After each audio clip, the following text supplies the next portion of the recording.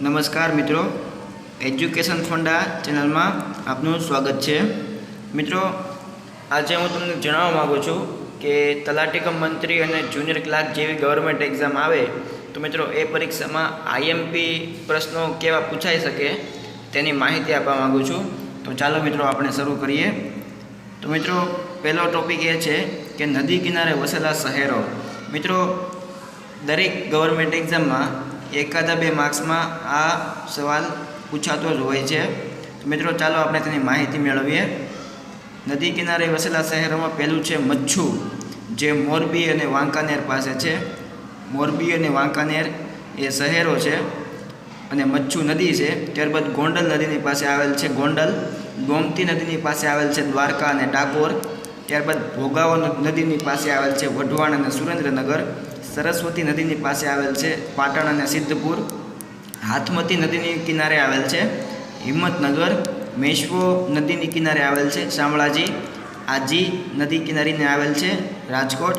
ત્યારબાદ પૂર્ણા નદીની કિનારે આવે છે નવસારી। ત્યારબાદ મિત્રો બીજી પણ છે સાબરમતી નદી છે, તેની કિનારે અમદાવાદ, ગાંધીનગર અને મહુડી શહેરો આવેલા છે। ત્યારબાદ પુષ્પાવતી નદી છે, તેના કિનારે મોઢેરાનું સૂર્ય મંદિર આવેલ છે। ત્યારબાદ નર્મદા નદી છે, તેના કિનારે ભરૂચ અને ચાંદોદ શહેરો આવેલા છે। ત્યારબાદ ઔરંગા છે, તો ઔરંગા નદીના કિનારે વલસાડ આવેલ છે। ત્યારબાદ વિશ્વામિત્રી નદીના કિનારે વડોદરા આવે છે। ત્યારબાદ હિરણ નદીના કિનારે સોમનાથ અને વેરાવળ શહેરો આવેલા છે। ત્યારબાદ તાપી નદીના કિનારે સુરત આવેલ છે અને માજુ નદીના કિનારે મોડાસા આવેલ છે। અને છેલ્લું છે સોમનાથ, તો સોમનાથ નદીના કિનારે હિરણ, કપિલા અને સરસ્વતી આવેલા છે। ત્યારબાદ મિત્રો બીજો ટોપિક છે પ્રાચીન નામો। મિત્રો, ઘણી એક્ઝામમાં પ્રાચીન નામો પૂછાતા હોય છે કે આ નગર અથવા શહેરને પ્રાચીન સમયમાં કયા નામથી ઓળખવામાં આવતું હતું। તો મિત્રો આપણે જોઈએ તો ધોળકાને ધવલ્લક અને વિરટ નગરી તરીકે ઓળખવામાં આવતું હતું।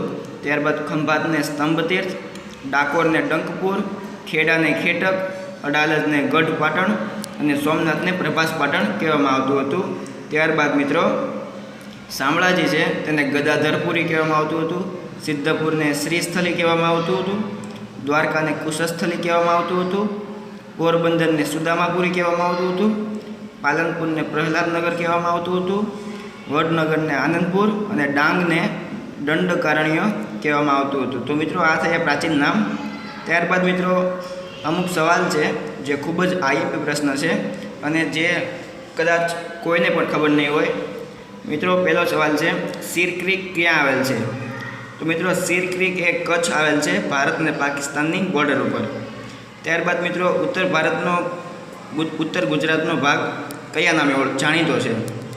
તો મિત્રો તેને આનર્ત પ્રદેશ કહેવાય છે। ત્યારબાદ નદીઓ વચ્ચેના પ્રદેશ જણાવેલા છે। મહી અને રેવા વચ્ચેનો પ્રદેશ કેવો કહેવાય? તો તેને કહેવાય લાટ પ્રદેશ। ત્યારબાદ મહી અને ઢાઢર નદી વચ્ચેનો પ્રદેશ કેવો કહેવાય? તો મિત્રો તેને કહેવાય છે કાનમનો પ્રદેશ, જ્યાં ભરૂચ આવેલું છે। મિત્રો તમને જણાવી દઉં કે કાનમનો પ્રદેશ એ કપાસનો પ્રદેશ પણ ઓળખાય છે। ત્યારબાદ મિત્રો વાત્રક અને મહી નદીના પ્રદેશમાં વાત્રક અને મહી નદીનો વચ્ચેનો જે પ્રદેશ છે તેને ચરોતર પ્રદેશ તરીકે ઓળખવામાં આવે છે। મિત્રો ચરોતર પ્રદેશમાં તમાકુનું ઉત્પાદન વધારે થાય છે।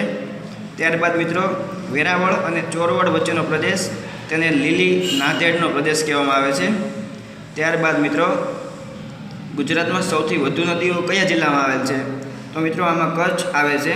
ત્યારબાદ મિત્રો અગત્યનું છે ખૂબ જ, ખંભાતના અખાતમાં કયા બેટ આવેલા છે? તો મિત્રો તેમાં બે બેટ છે, એલિયા બેટ અને પીરમ બેટ।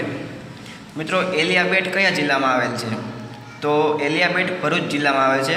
ત્યારબાદ એલિયા બેટ કઈ નદી પર આવેલો છે? તો નર્મદા નદી ઉપર આવેલો છે। ત્યારબાદ બીજો બેટ પીરમ બેટ કયા જિલ્લામાં આવેલ છે? તો તે ભાવનગર જિલ્લામાં આવેલ છે। મિત્રો આમાં એલિયા બેટ અને પીરમ બેટ બેમાં તમને કન્ફ્યુઝન થઈ શકે છે, પરંતુ યાદ રાખવું એલિયા બેટ ભરૂચમાં આવેલ છે અને પીરમ બેટ ભાવનગરમાં આવેલ છે। ત્યારબાદ મિત્રો કલ્પસર યોજના ક્યાં આકાર લઈ રહી છે? તો મિત્રો ખંભાતના અખાતમાં।